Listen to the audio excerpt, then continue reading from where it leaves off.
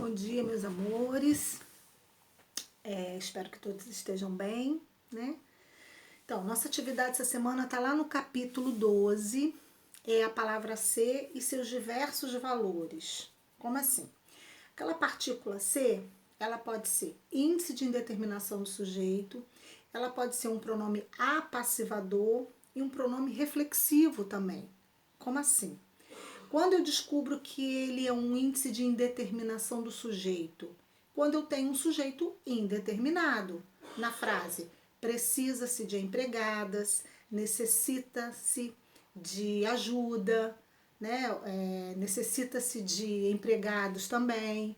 Então, esse ser, quando eu tenho o sujeito indeterminado, que vocês sabem, né? Quando eu tenho o verbo na terceira pessoa do plural ou o verbo na terceira do singular mais essa partícula ser, eu tenho um sujeito indeterminado. Então, essa partícula ser, ela é índice de indeterminação do sujeito, tá? Então, toda vez que eu tiver verbo na terceira pessoa do singular mais a partícula ser, formando um sujeito indeterminado, esse serzinho é um índice de indeterminação do sujeito, ok?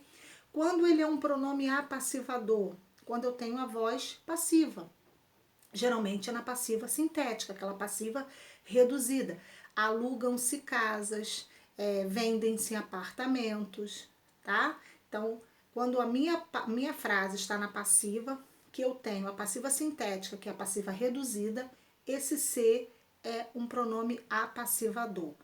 Qual é a diferença? Como que eu detecto quando ele é índice de indeterminação do sujeito e um pronome apassivador? Para ser pronome apassivador, o meu verbo tem que ser transitivo direto. E para ser índice de indeterminação do sujeito, meu verbo tem que ser transitivo indireto. Olha só, quando eu falo alugam-se casas, alugam-se o quê? Casas. Casas são alugadas, tá? Então esse ser é um pronome apassivador, porque está na voz passiva. Agora, precisa-se de empregadas. Precisa-se de quê? De empregada. Então o verbo é transitivo indireto, tá? Essa é uma diferença entre o índice de indeterminação do sujeito e um pronome apassivador, ok? Então não pode esquecer. Índice de indeterminação é quando eu tenho meu sujeito indeterminado. Pronome apassivador quando está na voz passiva, beleza?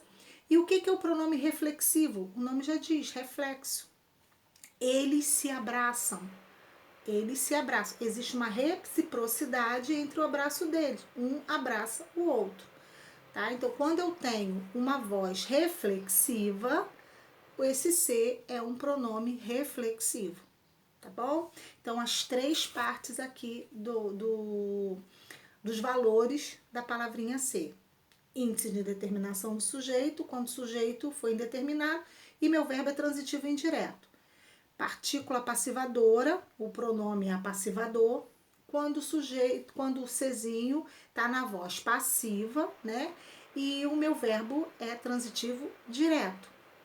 E o pronome reflexivo, quando está na voz reflexiva, existe uma troca. O sujeito pratica e recebe ao mesmo tempo. Então, eles se abraçam, ele abraça o outro abraça ele, digamos assim. Então, eles se abraçam, tá?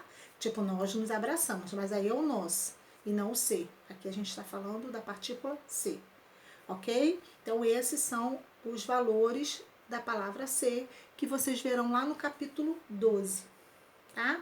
É uma atividade também bem basiquinha também para vocês, uma atividade bem tranquila, que talvez na próxima semana ou nas semanas próximas a já fará uma atividade avaliativa e um simulado para vocês, tá? Mas não se preocupe, que eu vou separar os conteúdos e a gente vai tirando as dúvidas na nossa videoaula, na nossa videoconferência, tá bom, meus amores? No mais é só isso. Beijão no coração de vocês.